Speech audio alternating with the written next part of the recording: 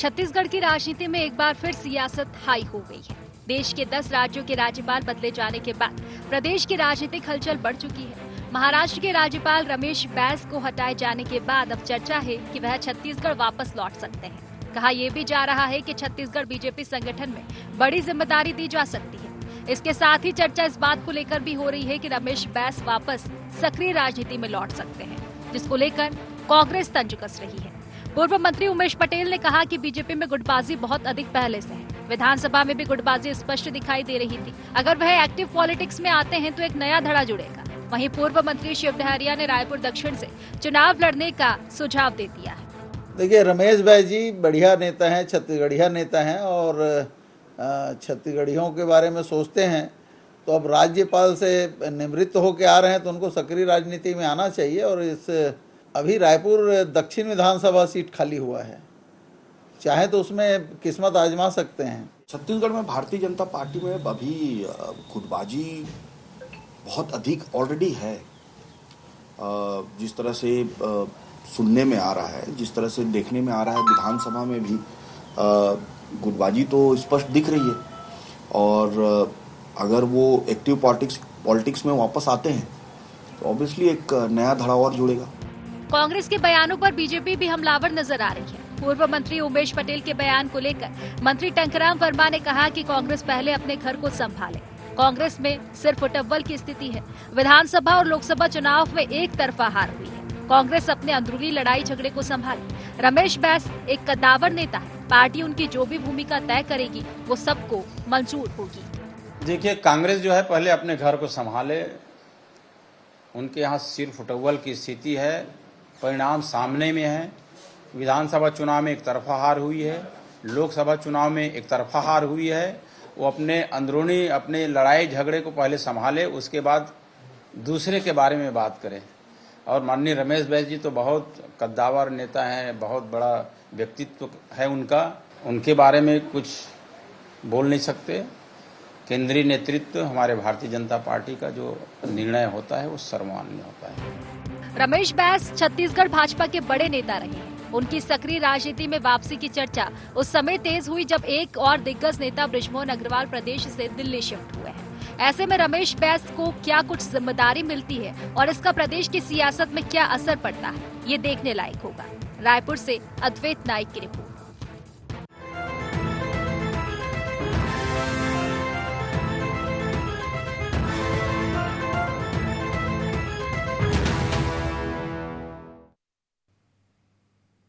नमस्कार, गुहार छत्तीसगढ़ देख रहे हैं आप और मैं हूं आपके साथ खुशी व्यास। बैस की वापसी और सियासत पर सवाल। जी हां, छत्तीसगढ़ समेत देश के 10 राज्यों के राज्यपाल बदल गए हैं। महाराष्ट्र के राज्यपाल रमेश बैस को भी बदल दिया गया है। महाराष्ट्र के राज्यपाल रमेश बैस को अब तक कोई जिम्मेदारी नहीं दी गई है। इसके बाद उनके वापस छत्तीसगढ़ आने की चर्चाएं काफी तेज हो चुकी है और इन चर्चाओं के साथ ही सियासत एक बार फिर से छत्तीसगढ़ में देखने को मिल रही है।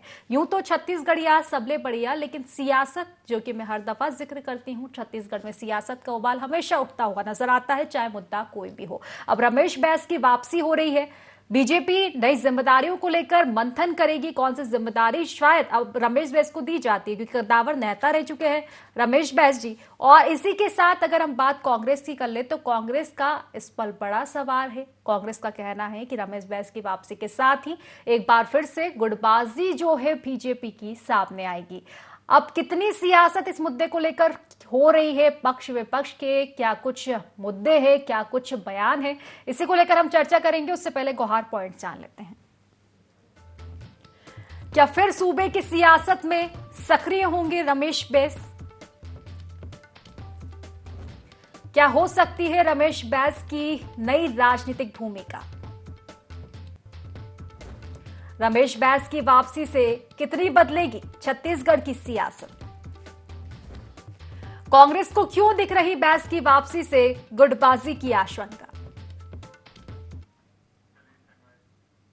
तो इन्हीं सब मुद्दों को लेकर आज हम चर्चा करेंगे। चर्चा की शुरुआत करें उससे पहले खास मेहमान हमारे साथ जुड़ चुके हैं। सबसे पहले आपका परिचय करवा देती हूँ। 3 खास मेहमान हमारे साथ जुड़ चुके हैं।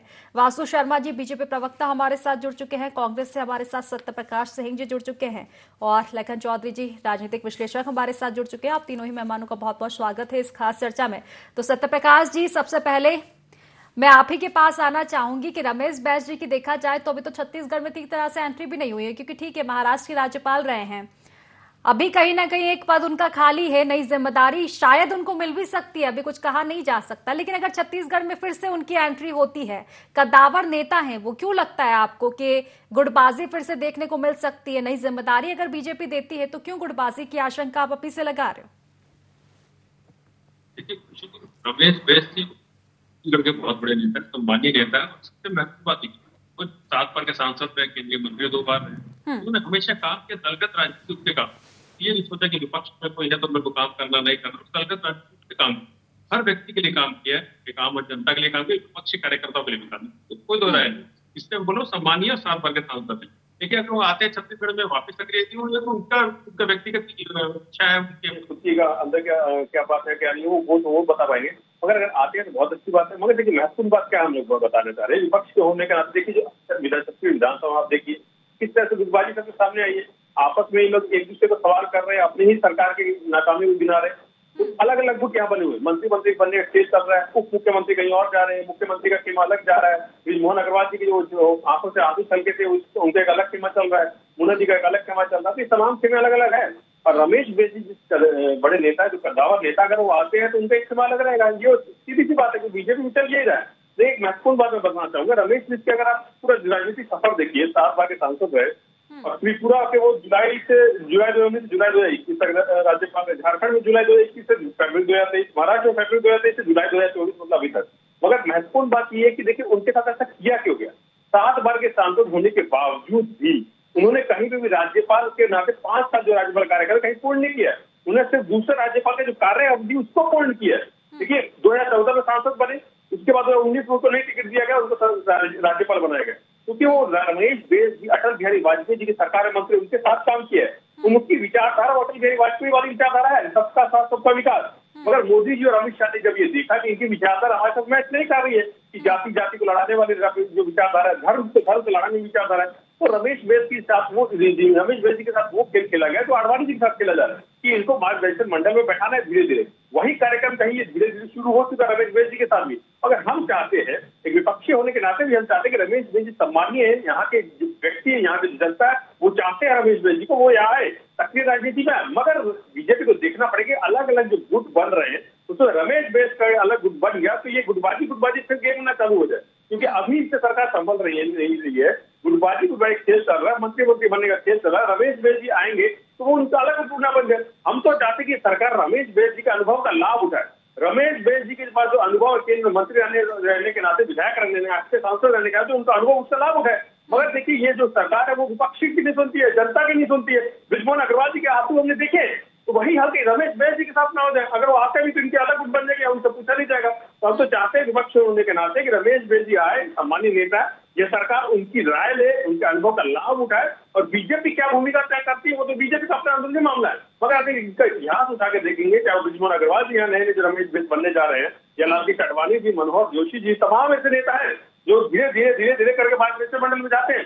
तो रमेश बैस जी को कहीं ना कहीं उसी राह पे चलाया जा रहा है। 2019 से ही ये कार्यक्रम शुरू हो चुका था, उनको धीरे धीरे करके मार्गदर्शन मंडल में बिठाया जाएगा।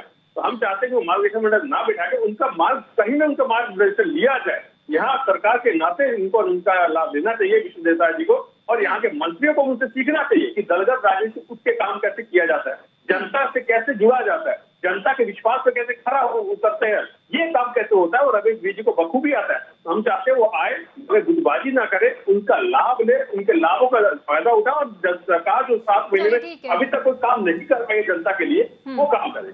ठीक है, प्रतिक्रिया ले लेती हूँ वासु जी से। वासु जी, देखिए रमेश बैस जी अगर आते हैं तो वाकई खुशी की बात है, क्योंकि एक कद्दावर जो नेता रहते हैं संगठन में निश्चित तौर पर मजबूती ही देते हैं। ब्रिजमोहन अग्रवाल जी को हमने देखा था, और कहीं ना कहीं ब्रिजमोहन अग्रवाल जी का जब से उन्होंने राज्य की राजनीति से इस्तीफा दिया है, अब केंद्र में पहुंचे हैं, लेकिन सवाल आपके ऊपर तभी से उठने शुरू हो गए, क्योंकि जिस तरह से उन्होंने इस्तीफा दिया था, दुखी मन से दिया था, निश्चित तौर पर जिस तरह की उनकी बयानबाजी भी आई थी सामने, आप देखते हैं जिस तरह से सत्यप्रकाश जी का कहना था कि क्यों आखिर कद्दावरों के साथ आप सौतेला व्यवहार करते हो। रमेश बैस जी को आपने टिकट नहीं दिया था, ठीक है, राज्यपाल आप बना रहे थे, अब वो चाहते हैं कि राज्य की राजनीति में आए विपक्ष के तौर पर।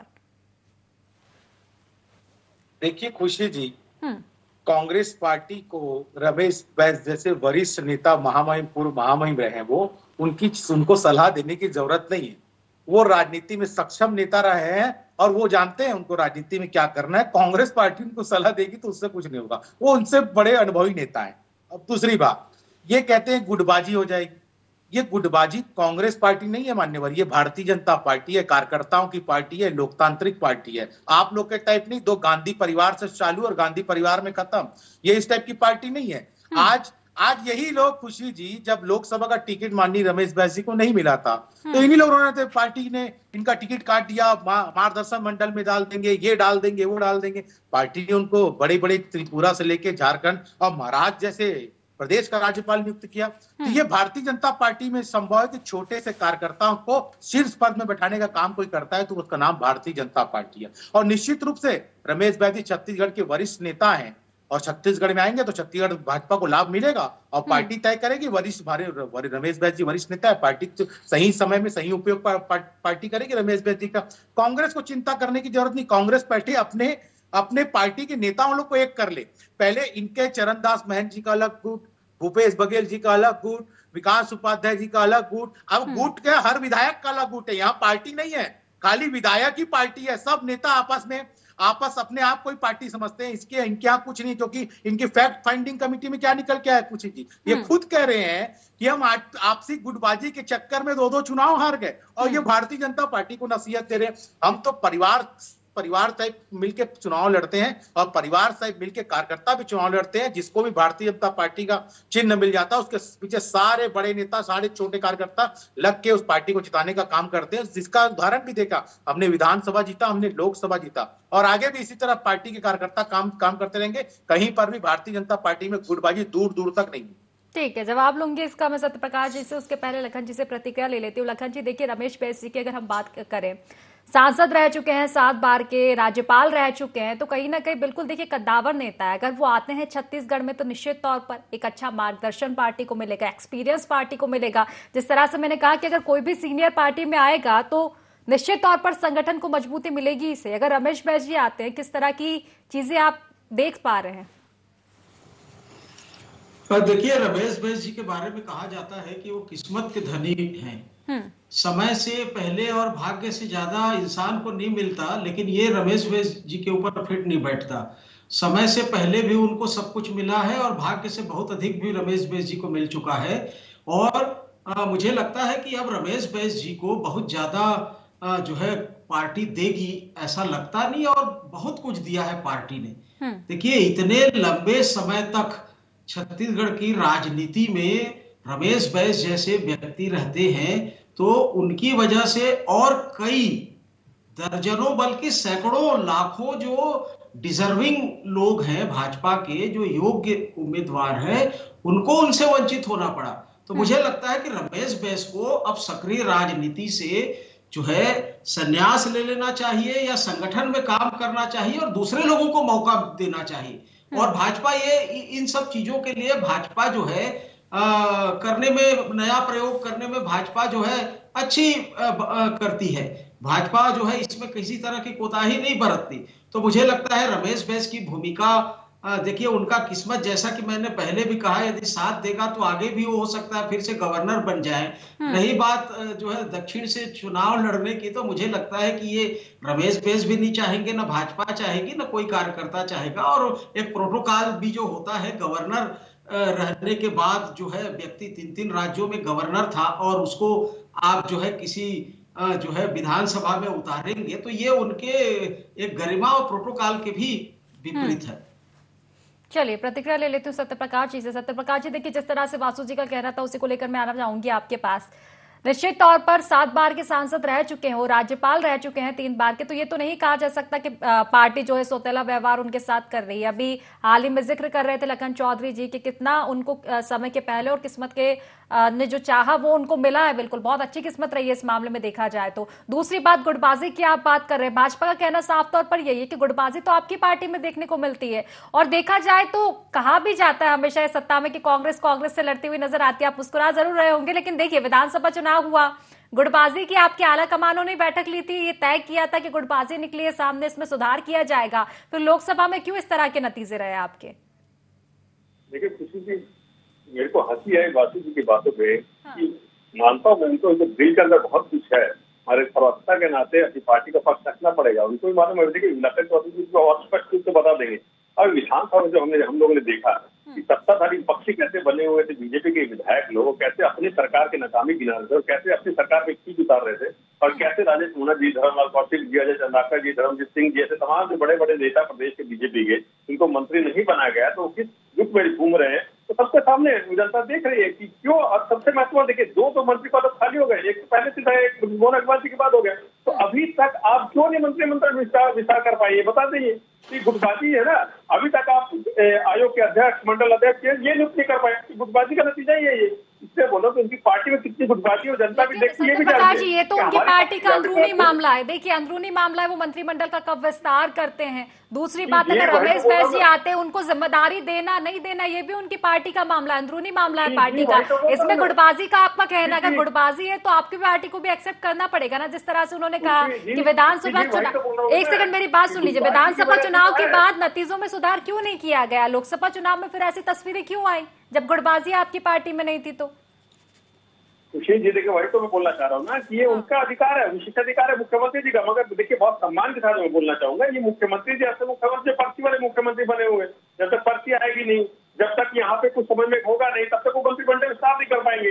इसी तरह अरुण साहु जी किधर जाते हैं, विजय शर्मा जी किधर जाते हैं, इनका किधर घूम रहा है, मोदी जी का बुक किधर घूम रहा है, ये तमाम चीजें जनता जानती है। देखिए जहाँ तक हमारी पार्टी की बात है, देखिए हम एकजुटता के साथ लड़े। देखिए हमने काम किया, 5 साल में काम किया, चाहे गरीबी रेखा से ऊपर आने की बात हो, चाहे किसानों के आर्थिक एकजुटता की अगर बात की जाए, सत्य प्रकाश जी देखिए ये खबरें क्योंकि मीडिया के सामने आई थी, जिस तरह की आपकी पार्टी में स्लीपर सेल, बी टीम जैसे मामले सामने आते हैं, अगर एकजुटता थी तो फिर इस तरह की बयानबाजी क्यों आई थी उस समय? खुशी जी वही मैं बता रहा हूँ ना, देखिए एकजुटता की वजह से हम लड़े, तभी हम देखिए इनका और हमारा वोट प्रतिशत अगर आप देखेंगे तो 0.01% है। हम भले विपक्ष को बैठे काम करने के बावजूद कोई दो नहीं है, कुछ बातें रही होंगी जो जनता तक हम कनेक्ट नहीं कर पाए, इसको स्वीकार करने में कोई गुरेज नहीं है, मगर हमने काम किया। इन्होंने जो वो प्रोपेगेंडा किया ईडी, आईटी और जाति धर्म, उसकी वजह से सत्ता में, अभी देख लीजिए सत्ता में बैठने के बाद जो वादे इन्होंने किए तो पूरे कहाँ आ रहे हैं। यही मैं बोला चाह रहा हूँ। रमेश बैस जी का आपने बात की, लखन चौधरी जी बोला कि उनको समय से ज्यादा बहुत कुछ मिल गया है। देखिए उसी तौर पर अगर मैं बोलूँ तो अडवाणी जी को भी बहुत कुछ मिला था, वो तो उप प्रधानमंत्री तक भी बने,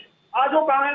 मुरली मनोहर जोशी को देख लीजिए आप, आज वो कहाँ है? ऐसे तमाम नेता है उनकी बीजेपी में, आज कहाँ है? मिला तो बहुत कुछ है, मगर उसी तरह मैं बोलना चाह रहा हूँ कि धीरे धीरे रमेश बैस जी को उसी तरह लेके जा रहे हैं। ब्रिजमोहन अग्रवाल जी को बोल लीजिए आप, यहाँ पे 7 बार विधायक रहे, वो मंत्री रहे प्रदेश में, और उनके आंसू पूरी प्रदेश की जनता ने देखे, उन्होंने जब इस्तीफा दिया उन्होंने क्या कहा। तो ये इनका नीति रीति रही। अगर इतिहास उठा के देखिए, खासतौर 2014 के बाद जो बीजेपी बदली है 2014 के बाद, वो बीजेपी यही है कि जब तक इस्तेमाल करना उसको इस्तेमाल कीजिए उनको, उसके बाद जब उसको इस्तेमाल खत्म हो जाएगा तो उनको साइड कीजिए, एक मंडल बना के उसको बैठा दीजिए। वही मंडल ब्रिजमोहन अग्रवाल जी उस पर चल गए, रमेश बैस जी तो बहुत करीब तक पहुंचे उस मंडल तक, अभी जो स्थिति दिख रही है, इसलिए हम बोले कि रमेश बैस जी को कहीं ना कहीं किनारा लगा रहे। हमारी पार्टी जवाब दे दीजिए, कितना ताल्लुक रखते हैं आप सत्य प्रकाश जी की बातों पर?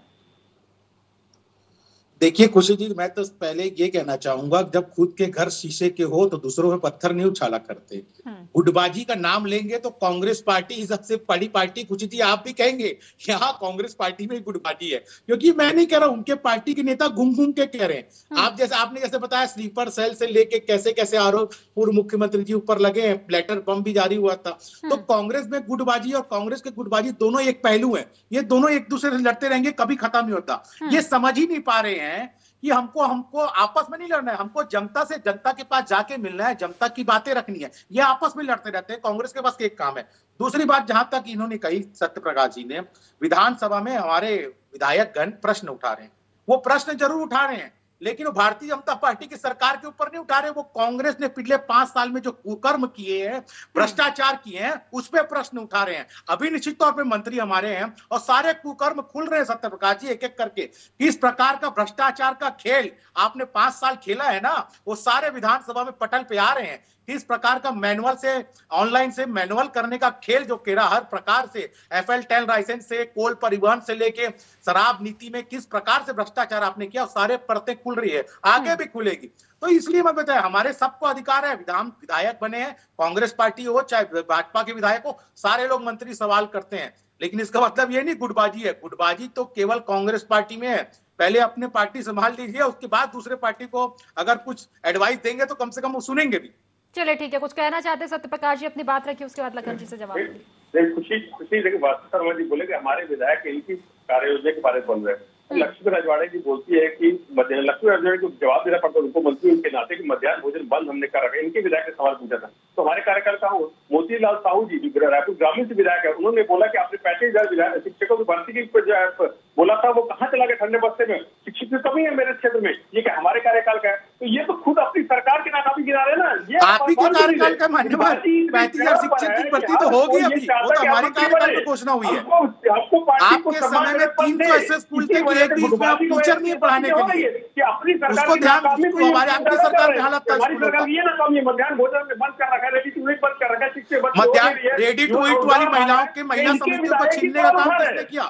कांग्रेस पार्टी ने किया था। महिलाओं को अधिकार छीनने का काम किया कांग्रेस पार्टी ने। कैसे ठेकेदारों को दे दिया गया काम, इसमें बताइए सत्य प्रकाश जी। विधायक उठाते हैं, इसलिए बोलो इनके विधायक खुद नाकामी जो अपनी सरकार को गिना रहे हैं, और ये दिखता है गुटबाजी की वजह से हो रहा है कि हमको नाकामी कांग्रेस पार्टी की पिछले 5 साल में जो कुकर्म किए वो दिख रहे हैं, हम भी आपकी नाकामी गिनाएंगे। ये हो रहा अभी, क्योंकि ये सवाल धर्मलाल पाटिल जी पूछते हैं। देखिए, विपक्ष का काम है नाकामी गिनाना। देखिए, विपक्ष की भूमिका होती है सत्य प्रकाश जी, नाकामी गिनाए, जो काम नहीं हुए वो आप उठाए, सदन में चर्चा करें, सदन में नहीं करें, तो ऐसे कि आपका काम है बिल्कुल कि जो काम नहीं हुए जनता के काम आप उठाए। लेकिन ये जो बात की जा रही है, ठीक है सत्य प्रकाश जी, रमेश बैस की जो बात है वो तो बीजेपी का अंदरूनी मामला। अगर आप गुटबाजी के आरोप लगाते हैं, तो जिस तरह के वासु जी के आप पर आरोप है कि आपकी पार्टी में भी तो गुटबाजी होती, तो पहले उस पर ध्यान दिया जाए कि क्यों रिजल्ट सही नहीं आए। अगर गुटबाजी नहीं थी तो पहले उस चीज पर ध्यान दिया जाए। बोला ना, हम एक टूटता प्लेयर, तभी तो हमारे पास 35 विधायक है।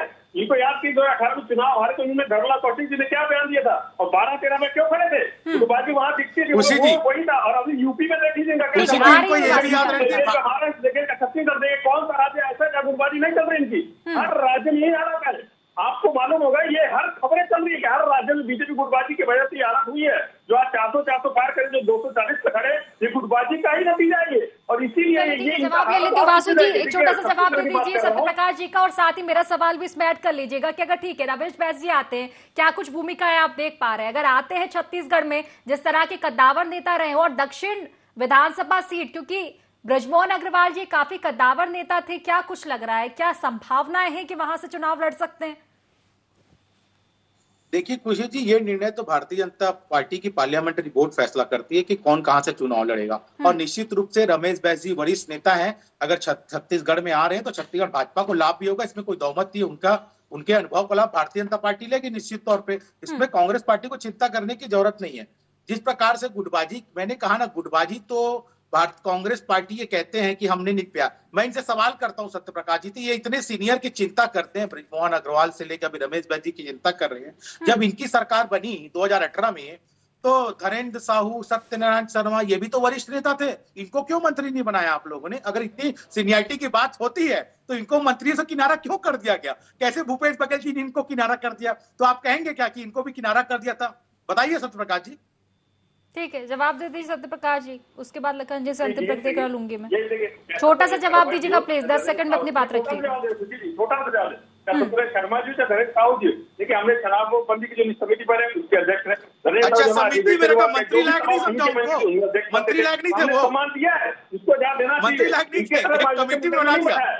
यही तो दोनों रवैया है कांग्रेस पार्टी। चलिए ठीक है, क्योंकि समय की कमी, अंतिम प्रतिक्रिया लखन जी से लूंगी। देखिए, मुद्दा गुटबाजी का था ही नहीं लखन जी। देखिए, रमेश बैस जी आ रहे हैं, वापसी छत्तीसगढ़ में उनकी हो रही है, क्या कुछ लग रहा है छत्तीसगढ़ की सियासत में कितना बदलाव देखने को मिलेगा? अगर उनको जिम्मेदारी भी मिलती है तो भी, अगर नहीं मिलते कोई जिम्मेदारी मान लिया जाए तो भी एक मार्गदर्शक के रूप में हम देख ले, कितना परिवर्तन आप सियासत में देखने को मिल रहा है आपको लखन जी?